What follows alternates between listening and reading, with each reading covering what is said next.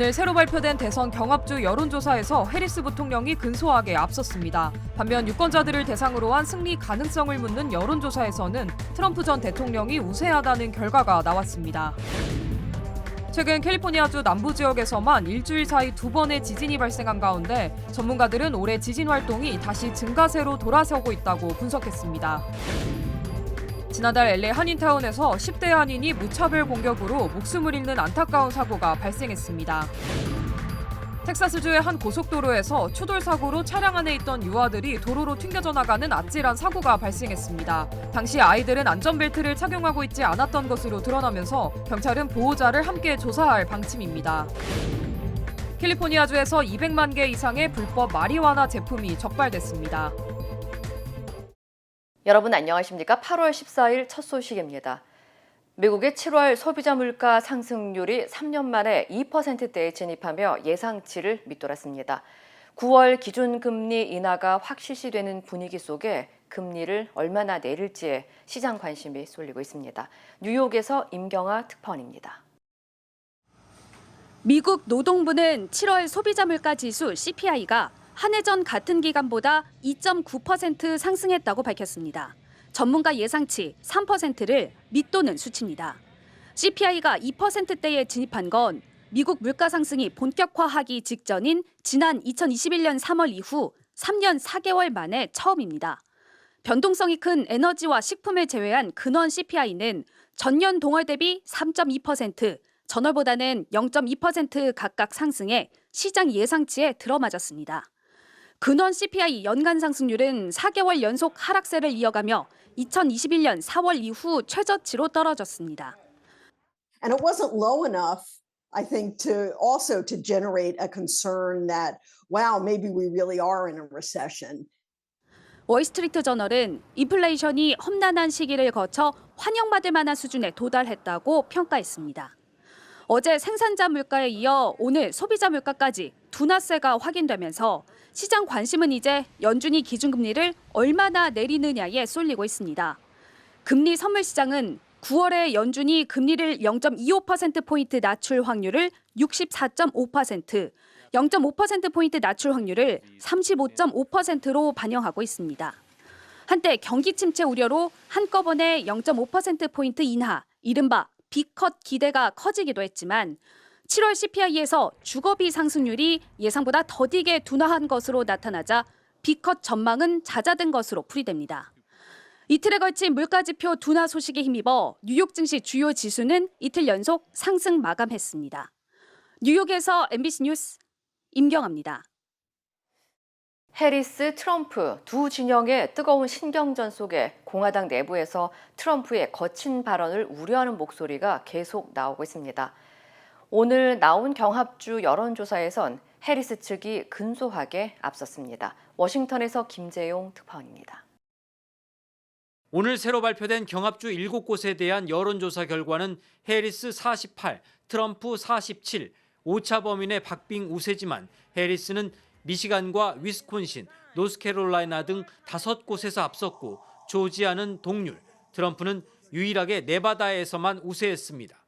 급박한 상황을 반영하려는 듯 트럼프는 경합주인 노스캐롤라이나주를 찾아 일정을 재개했습니다. 트럼프는 주로 경제 이슈를 중심으로 연설을 진행했습니다. 하지만 공화당 내부에선 트럼프가 여전히 정책에 집중하지 못하고 거친 막말에만 의존하고 있다는 불안과 불만이 동시에 나오고 있습니다. 절제되지 않은 충동적 발언으로 위기를 자초하고 있다는 겁니다. The one thing Republicans have to stop doing, quit whining about her. We knew it was going to be her, but the campaign is not going to win talking about crowd sizes. 특히 민주당의 대선 후보 선출 과정을 위헌이자 쿠데타라고까지 규정한 건 단순한 비난 차원이 아닐 수도 있다는 해석이 나옵니다. Say what you want. This was a coup. This was a coup of a president of the United States. He didn't want to leave. 존 볼턴 전 백악관 국가안보 보좌관은 트럼프가 만약 패배하면 4년 전처럼 선거 결과를 도둑맞았다고 주장할 수도 있다고 관측했습니다. 한편 해리스 측은 오는 16일 노스캐롤라이나주 유세에 나설 예정입니다. 경제 비전을 밝힐 것으로 알려졌는데 중산층 강화란 목표에 맞춰 물가 억제와 고소득층 소득세 인상 등을 촉구할 것으로 보인다고 미국 언론은 전망하고 있습니다. 워싱턴에서 MBC 뉴스 김재용입니다. 반면 대선 승리 가능성을 묻는 여론조사에선 트럼프 전 대통령이 더 우세하다는 조사 결과가 나왔습니다. AP통신과 시카고대가 미 유권자 1,160여 명을 대상으로 실시한 여론조사에 따르면 올해 대선에서 승리할 가능성이 높은 후보를 묻는 질문에 대해 응답자의 34%가 트럼프 전 대통령을 지목했고 해리스 부통령은 31%에 그쳤습니다. 또 트럼프 전 대통령은 경제 문제와 관련한 신뢰도 부문에서 45%를 기록해 해리스 부통령을 7% 격차로 앞섰으며 이민 문제와 관련한 신뢰도에서도 해리스 부통령을 10% 이상 격차로 따돌렸습니다. 특히 가자지구 전쟁 문제 해결과 관련해 해리스 부통령을 신뢰한다는 비율은 31%에 그친 반면 트럼프 전 대통령을 신뢰한다는 응답은 36%로 나타나 향후 해리스 캠프의 대선 가도에 이팔 전쟁이 장애물이 될 수 있다는 관측이 제기됐습니다. 이외에도 유권자들은 강력한 지도자상과 신뢰도 부문에서 해리스 부통령보다 트럼프 전 대통령을 더 지지하는 것으로 나타났습니다. 반면 정직이나 민주주의 등의 리더십 부문과 낙태, 인종, 의료 서비스 부문에서는 해리스 부통령에게 더 높은 점수를 부여했습니다. 최근 캘리포니아 남부에서 규모 4.0 이상의 지진이 잇따라 발생하고 있는 가운데 지진 활동이 활발해지고 있다는 분석이 나왔습니다. 캘리포니아 일부 지진학자들은 올해가 1988년 이후 지진이 가장 많이 발생한 해라면서 감소하던 지진 활동이 다시 증가세로 돌아서는 조짐을 보이고 있다고 밝혔습니다. 실제로 지난 1932년부터 캘리포니아 남부 지역에서 발생한 규모 4.0 이상의 지진은 연평균 12회였지만 지난 20년 동안 연평균 5회로 줄어드는 추세를 보이다 올해에는 벌써 8월까지 13번의 지진이 발생해 다시 증가세로 돌아섰다는 분석입니다. That for every magnitude 7, you have 10 magnitude 6s, 100 magnitude 5s, 1,000 magnitude 4s, etc. So if your rate of 4s goes up, your chance of having a bigger one would go up about the same amount. 특히 지난 월요일 LA 인근에서 발생한 규모 4.4의 지진은 베이커스필드에서 일어난 규모 5.2의 지진 이후 일주일 만에 발생해 불안감이 커지고 있습니다. 지진학자들은 작은 지진 횟수가 증가할수록 더 큰 지진이 발생할 가능성도 커진다며 앞으로 지진 활동에 대해 경각심을 가질 필요가 있다고 경고했습니다. 지난달 LA 한인타운에서 10대 한인이 무차별 공격으로 숨지는 안타까운 사건이 발생했습니다. 유가족에 따르면 지난달 18일 오후 4시 반쯤 LA 한인타운 7가와 세라노 길을 걸어가던 19살 한인 한준희 씨가 스쿠터를 타고 오던 한 흑인 남성에게 갑자기 공격을 당했습니다. 당시 가해자는 한 씨를 강하게 밀쳐 넘어뜨린 후 얼굴에 주먹을 가격하면서 한 씨는 얼굴과 머리에 타박상을 입었지만 가해자가 흉기를 소지했을 가능성을 염두에 두고 서둘러 자리를 피한 것으로 전해졌습니다. 저희 아들이 그때 제가 물어보니까 아마 주먹으로 얼굴을 한 대 쳤고 그러면서 얼굴에 상처 생겼고 그래서 제가 왜 싸움을 안 했냐라고 하니까 등치도 자기보다 훨씬 컸고 그리고 뭐가 있는지도 모르고 그래서 그냥 끝냈다고 그러더라고요. 이후 5일이 지난 뒤 한 씨는 친구들과 있던 도중 어지러움증과 시야 흐림, 호흡곤란 등의 증세를 보이다 쓰러져 병원으로 급히 이송돼 긴급 수술을 받았지만 한 씨는 결국 목숨을 잃었습니다. 뇌 수술 끝내고 나서 25일 날 3시쯤에 이제 아무런 반응도 뇌 반응도 없고 신체 반응도 없고 동공 반응도 없고 그래서 의사들이 그때 결론을 내린 게 이제 저희 아들은 뇌사다.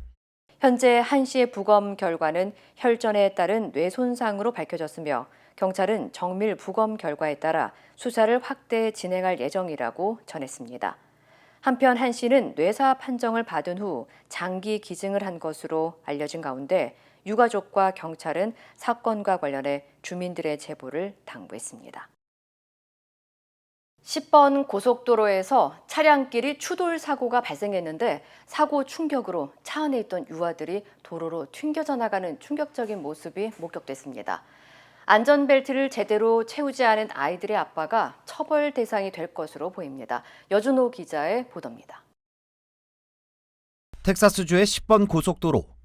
기저귀를 찬 유아들이 위험천만하게 고속도로 한복판을 기어다니고 아이들 뒤엔 뒤집어져 있는 지프 차량이 사고의 흔적을 보여줍니다. 지난 주말 휴스턴 10번 고속도로 동쪽 방면에서 승용차와 지프 차량이 충돌했습니다. 그런데 사고 충격으로 지프차가 뒤집히면서 차 안에 있던 유아들이 도로로 튕겨져 나오는 아찔한 상황이 발생했습니다. I saw the little kids laying on the ground, that they were dead. 지프차의 운전자인 아이들의 아버지는 바로 뒤집힌 차에서 빠져나와 도로에 있던 아이들에게 달려왔습니다. Saw them kind of getting up and moving and trying to get up. I felt a little bit better as far as that, but I knew there was still some injuries. 승용차와 지프차의 운전자 그리고 두 아이 모두 사고 직후 병원으로 이송돼 치료를 받았고 다행히 큰 부상은 없는 것으로 확인됐습니다. 하지만 아이들이 어떻게 차량에서 튕겨 나갔는지에 대한 의문점은 남았습니다. 경찰 조사 결과 지프차의 운전자는 사고 당시 유아용 카시트를 차량에 설치하지 않았고 아이들에게 안전벨트조차 착용시키지 않았던 것으로 드러났습니다. 경찰은 보호자로서 아이들의 안전을 제대로 확인하지 않은 아버지가 형사처벌의 대상이 될 수 있다면서 정확한 조사 후 기소 여부를 결정할 방침이라고 전했습니다. 의도적으로 아니면 반복적으로 또 카시트나 부스트를 제대로 착용하지 않아서 아이들이 사고 나서 크게 다쳤다고 한다면 조금 의도성을 좀 문제 삼아서 조금 더 높은 단계의 책임을 물을 수도 있을 것으로 보입니다. 한편 텍사스주 교통법에 따르면 8살 미만의 유아나 어린이가 차량에 탑승할 경우 보호자는 반드시 고정된 카시트에 아이들을 태워야 하며 이를 어길 경우 형사 고소나 벌금, 의무적인 교육 프로그램 이수 등의 처벌을 받을 수 있습니다. 또 이 같은 상황에서 사고가 발생한다면 사고 후 보험사의 보상 지급이 줄어들거나 보험료가 인상될 가능성이 높습니다. MBC 뉴스 여준호입니다. 아버지를 위협하는 무장 강도에게 야구 방망이를 들고 달려든 8살 소녀가 큰 화제가 되고 있습니다. 미네소타주 메이플우드의 주류 매장 매니저인 레오는 지난 주말 밤 아마존 배달원 유니폼을 입고 들어온 한 남성이 총을 꺼내 들고 현금을 요구했지만 격투 끝에 강도를 쫓아냈고 이 과정에서 자신의 8살 딸이 야구 방망이를 들고 달려와 강도를 함께 제압했다고 밝혔습니다. 당시 CCTV 영상에는 레오와 강도가 몸싸움을 벌이는 도중 카운터 뒤에 있던 레오의 딸이 야구 방망이를 들고 와 강도에게 휘두르는 모습이 포착됐습니다. I just want to cry when I see the video because I was like, I don't expect she to do that. I expect like a little girl crying or screaming. And she said she want to be defend me. 경찰은 해당 사건의 용의자는 1급 강도 미수 혐의로 체포된 상태며 사건 당시 사용한 총은 모형총인 비비탄 총이었다고 전했습니다. 또 용의자는 실제 아마존의 배달원으로 근무한 것으로 확인됐지만 사건 이후 해고된 것으로 알려졌습니다. 한편 해당 영상이 공개되면서 지역사회에서는 아버지를 돕기 위해 용감한 행동을 주저하지 않은 어린 딸에 대한 찬사가 이어지고 있습니다. 캘리포니아주에서 불법으로 제작된 수백만 개의 마리화나 제품이 적발됐습니다. 게빈 뉴섬 캘리포니아 주지사는 최근 LA 토이 디스트릭에서 단속 작전을 통해 위조된 캘리포니아주 로고가 표시된 200만 개 이상의 대마초 패키지를 압수했다고 밝혔습니다. 적발된 곳은 토이 디스트릭트 11개 매장으로 대부분 어린이들에게 인기 있는 사탕이나 젤리 브랜드를 모방해 디자인된 것으로 드러났습니다. 뉴섬 주지사는 합법적인 대마초 시장을 훼손하고 특히 어린이를 위험에 빠뜨리는 범죄 활동은 결코 용납하지 않을 것이라고 경고했습니다. 한편 태스크포스 팀은 올해 1월 이후 멘도시노와 LA, 오렌지 카운티, 뷰트 등 캘리포니아주 11개 카운티에서 1억 2천만 달러에 달하는 양의 불법 마리화나를 압수했다고 발표했습니다. 한인 남성이 성폭행 관련 선고 공판을 앞두고 군부대에서 탈영해 택시기사까지 살해한 혐의로 기소됐습니다. 미 육군 특별재판 변호사 사무실에 따르면 지난 12일 24살의 미 육군 소속 한인 남성 조나단 강이 씨가 살인과 체포 저항, 탈영, 약물 불법 사용, 항명 등의 혐의로 기소돼 루이스 맥코드 합동기지에서 열린 군사법원 예비심리에 출두했습니다. 이 씨는 지난 1월 30대 택시기사 니콜라스 호케마의 가슴을 수십 차례 흉기로 찔렀고 검찰 측은 이 씨가 올해 초 어린이 6명에 대한 성폭행과 음란 행위를 한 혐의로 재판을 앞두고 있던 상황에서 구금되지 않았다고 지적하며 결국 군부대를 탈영해 살인까지 저질렀다고 비판했습니다. 앞서 이 씨는 지난 1월 14일 부대를 탈영했으며 군사법원은 이 씨 없이 19일 재판을 열어 징역 64년형을 선고했습니다. 한편 이번 사건을 계기로 군 부대의 범죄자 관리 체계와 군 사법제도의 개선이 시급하다는 목소리도 커지고 있습니다. 오렌지 카운티에서 대형 화재가 발생해 여러 매장이 불에 타는 사고가 일어났습니다. 애나임 소방국에 따르면 오늘 새벽 5시 20분쯤 사우스 스테이트 칼리지 블러버드 1210번지에 있는 스트릿몰에서 불이 났다는 신고가 접수됐습니다. 당국은 급히 진화 작업에 나섰지만 한 극장에서 시작된 불길이 다른 상가들로 빠르게 번지면서 10개 매장이 전소됐다고 밝혔습니다. 현재까지 인명피해는 보고되지 않았으며 화재의 원인은 조사 중인 것으로 전해졌습니다. 한편 복구 작업이 이루어지는 동안 선키스트와 이스트 스트릿 사이의 볼로드와 스테이트 칼리지 블러버드는 한때 폐쇄됐습니다. 뉴햄프셔주의 한 리조트 냉각탑에서 레지오넬라균 감염 사례가 발생해 당국이 주민들에게 감염 경보를 발령했습니다. 뉴햄프셔 보건국은 어제 링컨 지역의 리버워크 리조트 뒤편 냉각탑에서 레지오넬라균이 검출됐으며 이는 최근 2개월 동안 발생한 5건의 감염과 관련이 있다고 밝혔습니다. 당국은 냉각탑이 여전히 가동 중인 상태에서 살균 작업과 추가 검사가 진행될 것이라면서 반경 1마일 이내 주민들에게 위험을 경고하며 노출구역 지도를 공개했습니다. 또한 냉각탑 근처를 방문한 주민들은 증상을 스스로 모니터링할 것을 권고하고 방문 후 14일 이내에 발열이나 폐렴 증상이 나타나면 즉시 의료 담당자와 상담할 것을 당부했습니다. 한편 레지오넬라균 감염은 발열과 기침, 결막염, 피부 발진 등의 증상을 동반할 수 있으며 면역 체계가 약하거나 만성 질환이 있는 경우 심각한 합병증을 초래할 수 있습니다.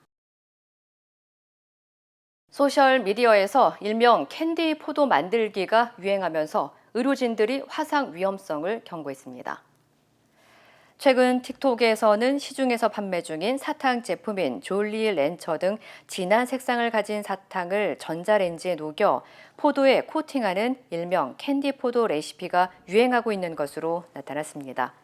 하지만 일부 의료진들은 해당 레시피가 화상 위험이 있다고 경고했으며 특히 아이들이 화씨 400도까지 올라가는 전자레인지에 딱딱한 사탕을 녹이고 별도의 보호 장비 없이 맨손으로 만지는 행위는 심각할 경우 화상으로 인한 신경계 마비로 이어질 수 있다고 강조했습니다.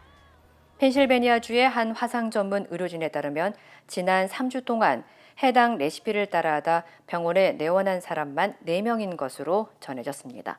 Monte candy is 350 degrees Fahrenheit. If you think about it, boiling water is 212. So once you get that temperature, it doesn't take a long time to create a burn. 한편 지난 2023년에도 틱톡을 중심으로 수면 보조제를 권장량 이상으로 섭취하는 멜라토닌 젤리 유행에 대해서 의료계가 주의를 경고한 바 있습니다. 위안부 문제를 부정하는 일본은 해외에서도 역사 지우기에 한창입니다. 일본의 끈질긴 압박 등으로 독일 베를린에서는 4년 전 설치된 소녀상이 철거 위기에 놓였습니다. 김민찬 특파원입니다. 베를린에 자리 잡은 지 4년이 된 평화의 소녀상. 위안부 기림의 날을 맞아 한인 시민단체 주최로 소녀상 앞에 200여 명이 모였습니다. 다음 달까지 철거해야 하는 소녀상을 지키기 위해서입니다.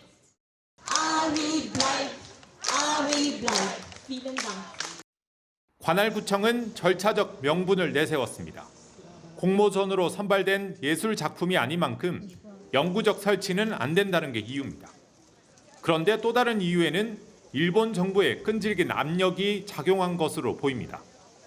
unheimlichen E-Mails bekommen von erst mit japanischen Namen, dann mittlerweile mit fake deutschen Namen, wo uns gesagt wurde, dass diese Statue unbedingt weg muss, dass sie ein 지난 5월 베를린 시장은 일본 방문 뒤 사실상 소녀상 철거를 시사했고 지난 7월 기시다 일본 총리의 독일 방문을 앞두고는 관할구청에서 소녀상 철거 뜻을 공개적으로 밝히기도 했습니다. 일본이 국력을 총동원해 역사를 지우려고 안간 힘을 쓰고 있는 겁니다. Durch so eine japanische offizielle nutzt viele Geld zu diese Drucksmachen gegen Berliner Stadtpolitik. Das ist echt verschämt als japanische. Ich bin echt. 이뿐만이 아닙니다. 지난해 독일 카셀대에 있던 소녀상 역시 일본의 철거 압박이 있었던 것으로 알려졌습니다. 또 일본은 소녀상을 설치한 한인 단체에 시 지원금을 끊기 위해 심사위원들을 호텔에서 대접했다는 의혹도 터져나왔습니다. 저희 프로젝트를 일본 정부가 싫어하기 때문에 저희 프로젝트를 뽑지 말라 아주 대놓고 얘기를 했대요. 반면 우리 정부 대응은 일본과 온도차가 큽니다. 한일 관계 개선을 앞세우는 윤석열 정부의 외교 정책 기조에 소녀상이 외교 문제로 번지면 오히려 독일에 철거 명분을 더 줄 수도 있다는 논리도 앞세웁니다. 외교부 관계자는 상황은 지켜보고 있지만 별다르게 하는 것은 없다고 말했습니다. 베를린에서 일본 정부가 소녀상 철거를 위한 활동을 노골적으로 벌이고 있는 상황에서 우리 정부의 소극적 대응이 최선의 선택인지는 의문이 남습니다. 베를린에서 MBC 뉴스 김민찬입니다. 이루고 싶은 꿈이 있나요? 오늘의 도전이 PCB의 능력을 만나면 내일의 더 큰 가능성이 되니까. 오늘의 Possibility, 내일의 Possibility. PCB뱅크. 세상의 모든 성공은 작은 가능성에서 시작된다. 위대한 내일을 품은 한 뼘의 가능성. PCB뱅크 크레딧 카드. PCB뱅크. 힘들고 어려울 때 실력 있는 변호사가 필요하십니까? 60년 역사의 대형 로펌 KMFM 로펌의 최미수 변호사와 함께하세요. 교통사고, 민사법, 형사법, 가정법 등 풍부한 경험과 최고의 실력으로 완벽하게 도와드립니다. 최고의 보상을 책임지는 실력 있는 대형 로펌. 도움이 필요할 때 강한 힘이 되는 변호사 KMFM 로펌 최미수 변호사 213-427-2350. 오늘 광복절을 기념하는 행사는 정부 주최 경축식과 독립운동단체 기념식으로 나뉘어 열리게 됐습니다. 광복 회원과 독립유공자 유족이 정부 주최 행사 불참을 선언했고 우원식 국회의장도 독립운동을 왜곡하는 경축식에 참석하지 않겠다고 밝혔습니다. 강현섭 기자입니다. 국가의전서열 2위이자 3부 요인인 우원식 국회의장이 독립운동을 왜곡하고 역사를 폄훼하는 광복절 경축식에는 참석하지 않겠다고 밝혔습니다. 우 의장은 광복회가 불참하는 광복절 경축식은 인정할 수 없다면서 국민에게 상처를 주고 경축식을 반쪽으로 만들어 놓은 채 윤석열 대통령은 꼼짝도 하지 않는다고 직격했습니다. 광복회와 독립운동단체가 불참을 선언한 가운데 정부는 오늘 오전 세종문화회관에서 제79주년 8.15 광복절 경축식을 엽니다. 김영석 독립기념관장의 임명 철회를 요구한 광복회는 같은 시각 서울 용산구 효창공원에 있는 백범 기념관에서 광복절 기념식을 따로 엽니다. 정부 눈치 안 보고 조금 자유로운 상황에서 뭔가 제가 국민에게 진실을 밝혀주는 것이 오히려 도움이 되지 않을까. 광복회원과 독립운동가 유족, 관련 단체 회원 등을 비롯해 김 관장의 임명 철회를 주장하는 더불어민주당 등 야당 의원들도 이 행사에 참석할 예정입니다. 저희 민주당이 광복회 그리고 역사를 바로 세우고자 하는 여러 국민들과 연대하여서 끝까지 이 문제를 해결하도록 최선을 다하겠습니다. 독립기념관이 주최하는 광복절 기념식은 결국 취소됐고 충남 천안시가 독립기념관에서 자체 기념식을 하기로 했습니다. MBC 뉴스 강희연서입니다. 최근 한국에서 집단으로 마약을 투약한 대학 연합 동아리 소식이 전해지면서 큰 충격이었죠.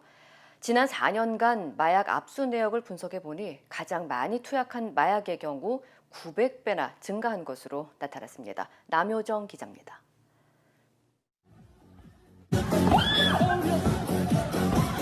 음악에 맞춰 흥겹게 춤을 추고 있는 한 무리의 젊은이들.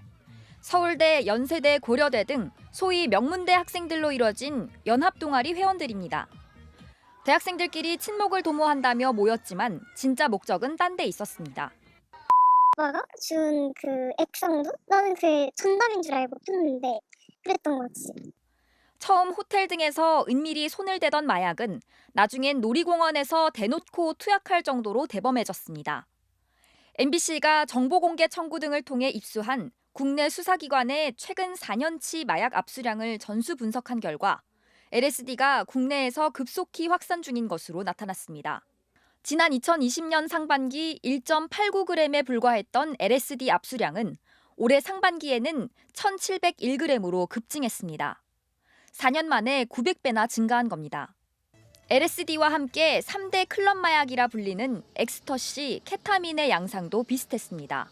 2020년 상반기 2,795g이던 엑스터시 압수량은 올 상반기 3배가 넘는 8,992g으로 늘었고 2022년 통계에 처음 등장한 신종 마약 케타민도 2년 만에 2배 이상 증가했습니다. 20대를 중심으로 마약을 놀이나 즐길거리 정도로 가볍게 생각하거나 자기 과시의 수단으로까지 여기는 분위기가 확산되면서 빠르게 증가하고 있는 겁니다. 9천여 명이 가입돼 있는 텔레그램 단체 대화방, 1회 투약량, 수사기관의 집중 단속기간 등 마약 관련 정보들이 목차별로 빼곡히 담겨 있고 버젓이 거래 정보가 오갑니다. 나이 어린 아이들도 컴퓨터만 할 줄 알면 그냥 가서 돈만 입금시키면 그냥 물건을 받아서 할 수 있는.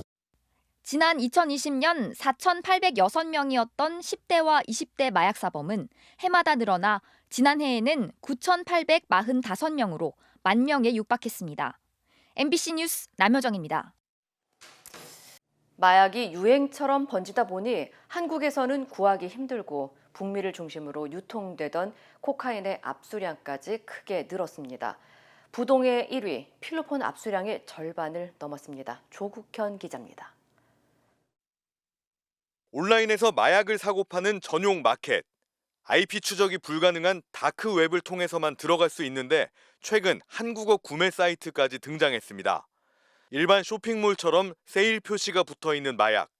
원래 100만 원인 코카인 1g을 75만 원에 할인해 판매한다고 친절하게 설명합니다. 비용을 결제하면 전달 장소를 알려주는 이른바 던지기 방식. 코카인을 음식 배달하듯 집 앞까지 빠르게 배달합니다. 합성 마약인 필로폰과 달리 국내에서 구하기가 매우 어려웠던 천연 마약 코카인마저 우리 곁에 깊숙이 들어온 겁니다. 저는 코카인이나 이런 것들을 좋아하는데 그걸 구하기가 힘들었었어요. 밀수되는 것 중에 필로폰이 제일 흔해서 그때 필로폰이랑 그런 것들을 했던 거고요. MBC가 최근 4년치 압수 마약류 자료를 입수해 분석했더니 2020년 상반기만 해도 95g에 불과했던 코카인은 2022년 상반기 182g, 이듬해 상반기 5,993g으로 크게 늘어난 데 이어 올해 상반기에는 무려 65,256g으로 급증했습니다. 국내 부동의 1위 마약 필로폰 압수량의 절반을 넘어선 겁니다. 기본적으로 100%로 따졌을 때 압수되는 거는 야 거기서 뺏기는 건 5% 10%도 안 돼. 북미에서 주로 소비됐던 코카인은 유학 시절 접했던 사람들을 중심으로 국내 수요가 늘면서 시장이 형성돼 가격도 싸졌습니다. 기존에 유행하던 마약은 줄지 않고 새로운 마약은 급격히 늘고 있는 현실. 젊은 층을 중심으로 확산 중인 마약을 지금 막지 못한다면 더 이상 손을 쓸 수 없는 상황을 맞이할 수 있다는 우려가 커지고 있습니다. MBC 뉴스 조국현입니다. 엠폭스는 최근 아프리카를 중심으로 빠르게 확산하고 있는데요. WHO가 긴급 논의를 거쳐 국제적 공중보건 비상사태를 발령했습니다. 관련 소식 전해드립니다. 국제적 공중보건 비상사태는 WHO가 내리는 가장 높은 보건 경계 선언인데요. 질병 억제를 위한 집중적인 연구와 자금 지원을 할 수 있고 강력한 국제적 보건 조치도 내릴 수 있습니다. 엠폭스에 걸리면 수포성 발진 증상을 보이고 급성 발열이나 두통, 근육통도 동반하는데요. 지난해 5월 확산세가 조춤하며 WHO도 비상사태를 해제했지만 하위 계통의 엠폭스가 아프리카에서 확산하며 결국 1년 3개월 만에 다시 비상사태를 선언하게 됐고요. 현재 아프리카 대륙 55개국 가운데 최소 16개국에서 엠폭스가 발병한 걸로 보고되고 있습니다. 독일 수사당국이 러시아산 천연가스의 유럽 수송관 노르트스트림 폭파 사건 용의자로 우크라이나 국적자들을 추적 중이라고 현지 언론이 보도했습니다. 지난 2022년 9월 발트해에선 노르트스트림 1, 2 가스관 4개 중 3개가 동시 폭발해 가스 수송이 중단됐는데요. 독일 연방검찰이 지난 6월 우크라이나 특수부대원으로 의심되는 인물 1명의 체포영장을 발부받아 폴란드에서 검거를 시도했지만 실패했고요. 또 다른 우크라이나 국적자 2명도 추적 중인데요. 독일 검찰은 용의자들이 범행에 사용된 것으로 추정되는 소형 선박과 독일 국내에서 탄 차량의 이동 경로를 재구성한 결과 이들 3명을 포함한 우크라이나 국적자들을 용의선상에 올린 걸로 알려졌습니다. 러시아 남서부 접경지 쿠르스크주 외곽마을 수자에서 우크라이나 군인들이 건물 외벽에 걸린 러시아 국기를 뽑아 내던집니다. 러시아의 허를 찌른 우크라이나가 수자 마을을 완전히 장악했다며 공개한 영상인데요. 젤렌스키 우크라이나 대통령은 쿠르스크 여러 방면에서 1, 2km 더 진격했고 100명 넘는 러시아 군인을 생포했다고 주장했습니다. 우크라이나 군은 현재까지 러시아 영토 1000제곱킬로미터를 통제하고 있다고도 밝혔는데요. 하지만 러시아는 우크라이나가 주장하는 면적의 절반에 못 미치는 지역에서 전투가 벌어지고 있다는 입장이고요. 쿠르스크에서 잇따라 우크라이나군 공격 시도를 격퇴하고 있다는 주장을 되풀이하고 있습니다. 영국 런던 북부의 한 동물원 차단문에 고릴라 그림이 그려져 있습니다. 얼굴 없는 예술가 뱅크시의 벽화 연작 가운데 9번째이자 마지막 작품인데요. 뱅크시가 자신이 벽화를 직접 그렸다는 걸 SNS를 통해 밝혔습니다. 뱅크시는 지난 5일부터 런던 각지의 벽화를 공개해 왔는데요. 첫 번째 작품인 염소 벽화부터 주택 창문에 그린 코끼리는 물론 다리 위 원숭이와 위성 안테나 늑대 그림까지 모두 동물을 소재로 했습니다. 이 시각 세계였습니다. 인터넷과 SNS에서 화제가 된 소식들 알아보는 투데이 와글와글입니다. 운전하다 보면 서로 부딪히진 않더라도 비정상적인 주행으로 다른 차량 사고를 유발하는 경우가 있죠. 대형 화물차가 전도되는 사고를 일으키고 현장을 유유히 떠난 운전자가 포착됐습니다. 한 주유소 CCTV 화면입니다. 캠핑카 한 대가 2차로를 타고 주행하고 있는데요. 갑자기 차선을 바꾸는 순간 미처 속도를 줄이지 못한 화물차가 급정거를 시도하지만 결국 중심을 잃고 전도됩니다. 인도에 보행자라도 있었으면 정말 큰일 날 뻔했죠. 아니 그런데 아까 그 캠핑카 잠시 멈추는가 싶었는데 그대로 사라지네요. 속도를 줄인 걸 보면 사고를 인지한 것 같은데 이래도 되는 겁니까? 온라인 커뮤니티에 영상을 올린 누리꾼은 화물차 운전자가 피해 캠핑카 운전자를 살려준 것과 다를 바 없는데 사고를 일으키고도 나 몰라라 하고 없어졌다고 적었는데요. 이런 비접촉 사고를 유발하고 적절한 조치 없이 현장을 떠나면 뺑소니 혐의로 입건될 수 있죠. 또 사고 원인을 제공했다면 충분히 과실을 물을 수 있고요. 누리꾼들은 사고 후 멈칫한 캠핑카, 몰랐다고 잡아떼봤자 소용없으니 꼭 검거해 죗값을 치르게 해야 한다는 반응을 보였습니다. 일본 순사 복장을 한 남성을 향해 아이들이 물총을 쏘아대는데요. 지난해 광복절을 기념해 서울 서대문구가 개최한 행사 모습입니다. 같은 행사가 올해도 계획됐지만 논란 끝에 취소됐는데요. 누리꾼들의 갑론을박이 이어졌습니다. 무더위도 날리며 역사 교육도 하는 참신한 기획이라는 긍정적인 반응도 있었지만 반론도 만만치 않았는데요. 악랄했던 일본 순사가 아이들과 놀아주는 대상으로 보인다거나 아이들에게 증오심과 적개심만 품게 할 수 있다는 우려도 적지 않았고요. 일각에선 모형 권총을 겨누는 북한 아이들 생각이 난다는 반응도 있었습니다. 논란을 의식한 서대문구청은 올해 행사에선 순사 복장을 한 사람 없이 물총으로 박 터트리기 놀이만 진행할 계획입니다. 지난 4일 서울 도봉구의 한 도로, 차량 한 대가 비상등을 켜더니 멈춰섭니다. 운전자는 문을 열고 나와 어디로 사라지는데요. 주변에 교통정리를 하던 경찰관을 향해 뛰어간 거고요. 차 안에는 경련을 일으키다 의식을 잃은 7살 아이가 타고 있었습니다. 1분 1초가 급한 상황. 다른 운전자들의 배려 속에 경찰차는 5분 만에 병원에 도착할 수 있었고요. 제 시간에 응급조치를 받은 아이 의식을 회복할 수 있었습니다. 누리꾼들은 경찰의 발빠른 대처에 성숙한 시민의식으로 아이가 무사할 수 있었던 것 같다는 반응을 보였습니다. 뜨거운 여름, 시동이 꺼진 채 창문이 닫힌 자동차에 아이들이나 반려동물들이 방치되는 건 아주 위험한 일인데요. 반복되는 사고에 미국의 한 보안관이 강력한 경고 메시지를 담은 영상을 공개했습니다. 미국 플로리다주의 한 주차장입니다. 보안관 한 명이 차량 유리에 얼굴을 가까이 대고 내부를 샅샅이 살핍니다. 이내 사람이 없는 걸 확인하고는 3단봉으로 창문을 힘껏 내리치는데요. 산산조각이 난 유리 사이로 잠금을 해제하고 긴급하게 문을 열더니 뒷좌석 바닥에 몸을 잔뜩 웅크린 강아지 한 마리가 보입니다. 보안관은 더위에 헐떡이는 강아지를 구조해 물부터 먼저 챙기고요. 30분 넘게 찜통더위와 사투를 벌인 강아지는 경계를 풀고 허겁지겁 물을 마시기 시작합니다. 이날 해당 지역 기온은 30도가 넘어 그야말로 푹푹 찌는 날씨였는데요. 신고를 받고 출동한 보안관은 보디캠을 통해 당시 구조 모습을 보여주면서 반려동물과 아이들을 절대 차 안에 두지 말라는 메시지를 전했습니다.